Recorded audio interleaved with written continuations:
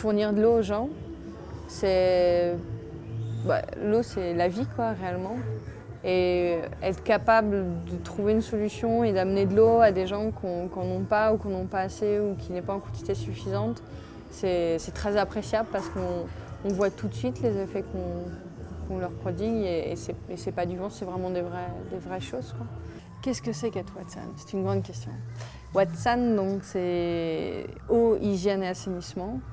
Donc en tant qu'MSF, nous, on apporte un soutien aux activités médicales en garantissant une eau propre et une quantité suffisante d'eau dans des régions où il n'y en a pas, ou alors où la quantité fait défaut.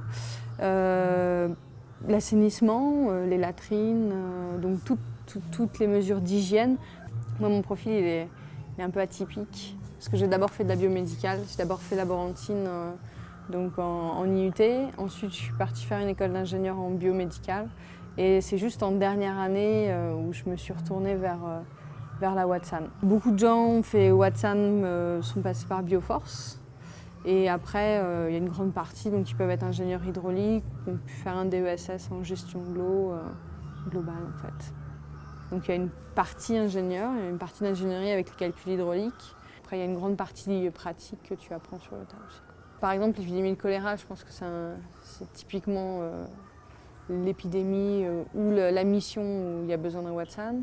Donc pour évaluer les besoins, généralement c'est souvent dans des endroits où il y a de toute manière beaucoup d'eau. C'est plutôt un défaut de qualité. Donc tu as toute une partie sur définir l'approvisionnement en eau, quantité et qualité. Après, moi personnellement, je suis partie au Tchad avant, donc là c'était pas du tout la même problématique, c'était une zone très aride où il fallait trouver de l'eau. Donc là, ça va être plutôt soit des techniques de forage, soit avec du water trucking, donc des camions citernes qui acheminent l'eau, etc. Après, tu as toute une partie sur construire des latrines, des systèmes d'assainissement.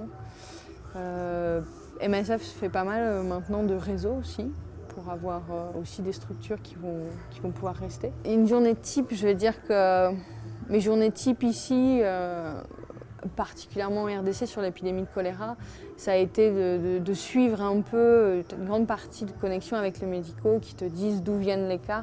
Et toi, en tant que Watsan, vu que tu es là pour limiter le taux d'attaque de la maladie, mon boulot, c'était en partie d'aller aux endroits où il y avait des poches de choléra pour identifier les sources potentielles de contamination, une contamination de personne à personne, c'était peut-être une source d'eau, des puits traditionnels, peut-être qu'il y a des latrines juste à côté. Donc il y a une grande partie d'évaluation, il y a une grande partie sensibilisation avec la population.